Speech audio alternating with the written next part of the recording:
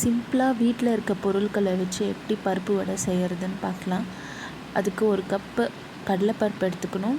ஒரு 2 பல் பூண்டு, ஒரு துண்டு இஞ்சி, 2 வரமிளகா, பச்சை மிளகா 2 கட் பண்ணி போட்டுக்கணும். அதில் 1 ஸ்பூன் சீரகம், 1 ஸ்பூன் சோம்பு எல்லாத்தையும் போட்டு ஒரு கொரகொரப்பாக மிக்சியில் ஒரு அடி அடிச்சுட்டு அதில் கொஞ்சமாக வெங்காயம், அது மட்டும்தான் நான் போட்டிருக்கேன். எங்கள் வீட்டில் அது மட்டும்தான் இருந்தது. அதை வந்து கொஞ்சமாக உப்பு போட்டுட்டு உருண்டையாக பிடிச்சி தட்டி எண்ணெய் மிதமான சூட்டில் போட்டு பொரித்து எடுத்தால் பருப்பு வடை ரெடி. ரொம்பவே நல்லாயிருக்கும். எல்லா இன்க்ரீடியன்ஸும் போட்டு தான் செய்யணுன்னு அவசியம் இல்லை.